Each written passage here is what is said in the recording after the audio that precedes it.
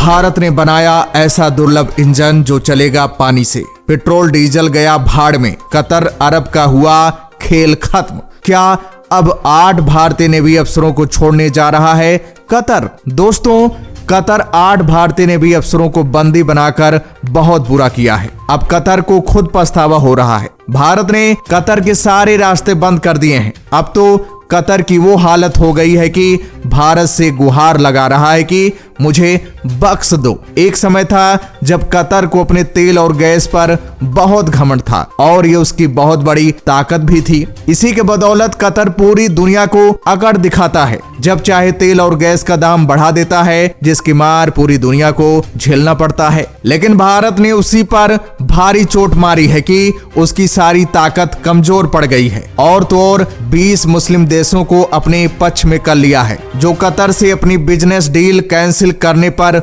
उतारू हो गए हैं। अब कतर में दाल रोटी के भी लाले पड़ जाएंगे। कतर के इस रवैये को देखते हुए भारत ने पेट्रोल डीजल पर अपनी निर्भरता को पूरी तरह से खत्म करने का विचार बना लिया है। इससे कहीं न कहीं अरब देशों को भी अरबों खरबों की चपत लग सकती है। इसके लिए भारत ने पेट्रोल डीजल बेस्ड इंजन को रिप्लेस करने का बड़ा डिसीजन ले लिया है, जिससे अल्टरनेटिव फ्यूल का भी जन्म होगा और पोल्यूशन से छुटकारा मिल जाएगा। साथ साथ खाड़ी देशों की दादागिरी पर लगाम भी लग जाएगा और तो और उनकी आने वाली जनरेशन को भी भारत को आंख दिखाने की हिम्मत नहीं पड़ेगी। दोस्तों, ये देश कितना भी तेल और गैस रख लें, लेकिन पेट तो इनका भारत ही भरता है। भारत से गेहूं, चावल, सरसों का तेल, फल और सब्जियां, इसके अलावा बड़ी मात्रा में मेडिसिन एक्सपोर्ट होता है। लेकिन भारत ने कसम खा ली है कि अब बहुत हुआ, कतर को उसकी औकात दिखाने का समय आ गया है। दरअसल दोस्तों, भारतीय वैज्ञानिकों ने एक ऐसा दुनिया का सबसे छोटा और बेहद शक्तिशाली इंजन डेवलप किया है जिसकी मांग पूरी दुनिया में बढ़ गई है। यहाँ तक अमेरिका, जापान और तो और एलन मस्क भी इसके दीवाने हो गए हैं। तो दोस्तों, जानेंगे इस वीडियो में ये कौन सा इंजन है, इसकी क्या खासियत है और ये पानी से कैसे चलेगा। साथ ही साथ ये भी जानेंगे कि क्या अब 8 भारतीय नेवी अफसरों को छोड़ने जा रहा है कतर। तो दोस्तों, वीडियो को ध्यान से जरूर देखिएगा और कमेंट बॉक्स में जय हिंद लिखना मत भूलिएगा। दोस्तों, जिस तरह के इंजन्स को बनाने के लिए आज दुनिया भर की बड़ी से बड़ी ऑटोमोबाइल कंपनियां करोड़ों अरबों डॉलर खर्च करने के बावजूद भी नाकाम हो चुकी हैं, उस तरह के इंजन को भारत सिर्फ 2 लाख रुपए खर्च करके डेवलप कर चुका है। कमाल की बात तो यह है कि इस इंजन की ताकत और पानी से चलने की वजह से जर्मन, अमेरिका और जापान भी अब इस टेक्नोलॉजी को हासिल करना चाहता है। इसलिए इस इंजन को बनाने वाली भारतीय टीम से किसी भी हाल में इस इंजन की टेक्नोलॉजी को खरीदने का हर संभव प्रयास कर चुके हैं। अब यहाँ सवाल उठता है कि इस इंजन में ऐसी क्या खासियत है जिसकी वजह से इस भारतीय इंजन को हासिल करने के लिए पूरी दुनिया पागल हो चुकी है। दरअसल दुनिया के सबसे कॉम्पैक्ट मल्टी फ्यूल इंजन को भारत ने डेवलप कर लिया है और ये इंजन न केवल पेट्रोल और डीजल बल्कि LNG, CNG, हाइड्रोजन और बायोफ्यूल से भी चल पाने में सक्षम है। सबसे खास बात तो यह है कि कमिंग्स जैसी अमेरिकन कंपनी से लेकर अशोक लीलैंड और मारुति सुजुकी जैसी भारतीय कंपनी इस तरह के इंजन को डेवलप करने की लाख कोशिशें कर चुके हैं, लेकिन अभी तक किसी को भी कामयाबी नहीं मिल पाई है। लेकिन गवर्नमेंट इंजीनियरिंग कॉलेज बार्टन हिल के रिसर्चर ने इस काम को करके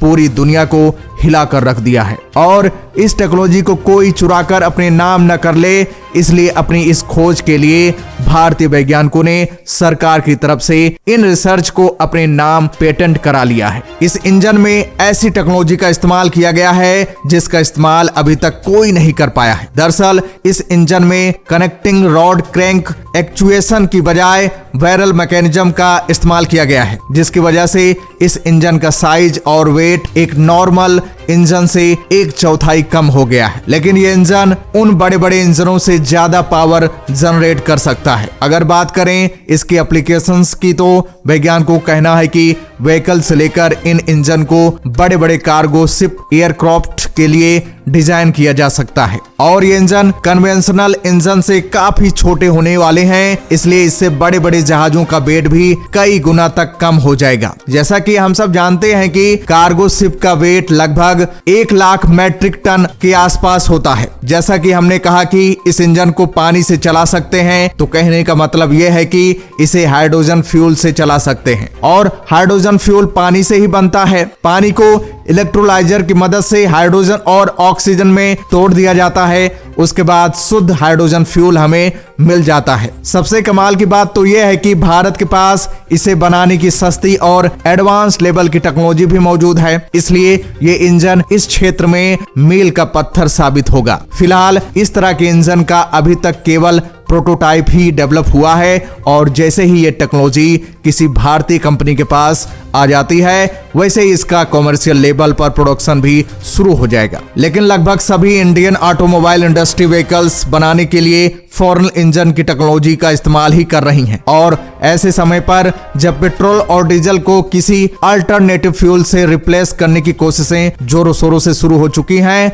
तब भारत में डेवलप ये इंजन ऑटोमोबाइल सेक्टर में नई क्रांति ला सकता है। जैसा कि आपने सुना कि इस इंजन को केवल 2 लाख रुपए में ही डेवलप किया जा सकता है, इसका सीधा सीधा अर्थ ये भी निकलता है कि अगर इस इंजन की मैन्युफैक्चरिंग बल्क में होगी तो इसका मैन्युफैक्चरिंग कॉस्ट कन्वेंशनल इंजन से काफी ज्यादा कम हो जाएगी, जिससे व्हीकल्स के प्राइस भी कम हो जाएंगे। दोस्तों, अगर 8 भारतीय नेवी अफसरों की रिहाई की बात करें तो भारत 20 मुस्लिम देशों को अपने साथ करके कतर पर भारी दबाव बना रहा है। कतर चारों तरफ से घिर गया है, अब उसके पास नेवी अफसरों को रिहाई करने के अलावा कोई ऑप्शन नहीं बचा है। बताया जा रहा है कि 18 दिसंबर को कतर रिहाई का बड़ा फैसला ले सकता है। तो दोस्तों, आपके हिसाब से क्या होना चाहिए, कमेंट बॉक्स में जरूर बताइएगा। तो दोस्तों, जय हिंद, जय भारत।